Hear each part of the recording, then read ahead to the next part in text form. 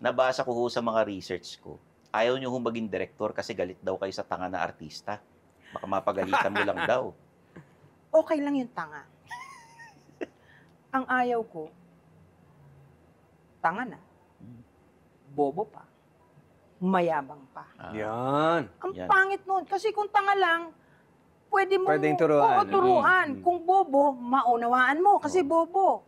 Pero yung ang mayabang, naku, ang sarap sampalin. Baka makasampal ako. Masahol pa ako kay Ismael Bernal o kay Joel Lamangan kung mangyayari yun. Tsaka yung dumadating na yung alam lang niyang dialogue, na binasa niya, dialogue niya, hindi niya tinitingnan yung buong storya o yung dialogue nung ano niya. Ayan, nauhaw na naman ako dahil dyan sa mga tanong niyo. Ayan. Oo. So, ang old school kasi, kabisado mo rin yung sagot nung ano di ba? Oh, yes, Kabisado mo yung sagot nung para maibalik mo.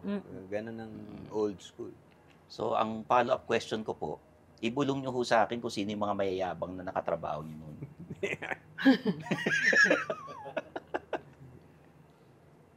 Hindi na siya kinukuha ngayon. Sige. Hindi Wala mo maganda. na.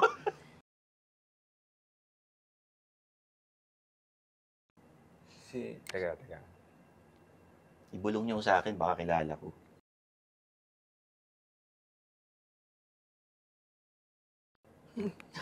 Si ano ba? Teka. Sige.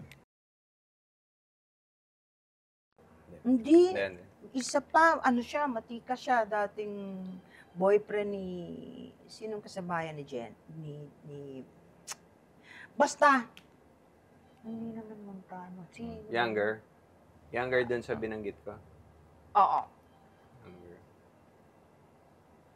Jowa ko niyo. Hindi.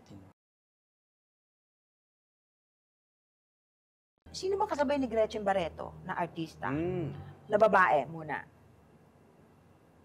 Bae. Hindi. Basta magkasabay ni Gretchen, yung artista na yon, barkada sila, na ang ganda-ganda, ang asawa niya ngayon ay congressman. Sino may asawang congressman na babae? O, yung dati niyang boyfriend. Si... Hindi. Bata. Hindi, kasabay ni Gretchen. Hindi. Mamaya maalala ko yan. Basta, sige. Pero, tumakbo rin paratista. ata ngayon Oo.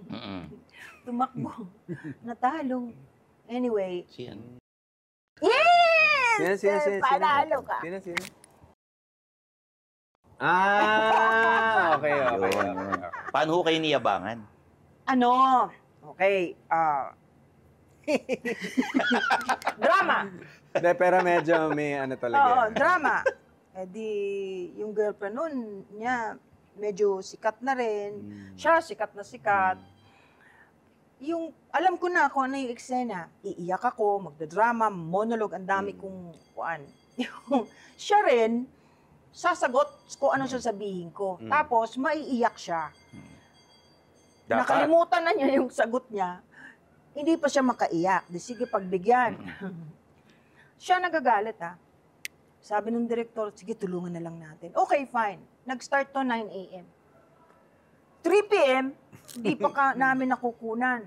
Nagdadabog na siya. Nagmumura pa. Tapos ang sabi niya, anak ng ano naman kasi naman ayaw ko munang kaharap si Elizabeth Oropesa. Di yung 2 kilay ko tumangas. Oo, ang ibig sabihin, bakit ako, Bakit Sabi daw? nung cameraman, suntukin ko, ma'am, gusto mo?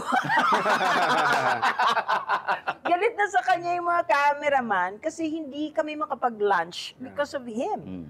Tapos, nagyayabang pa siya, it would have been better kung naging humble siya ng konti. Yung sorry, Oo, hindi ko forte to Di ba? Pwedeng ganun.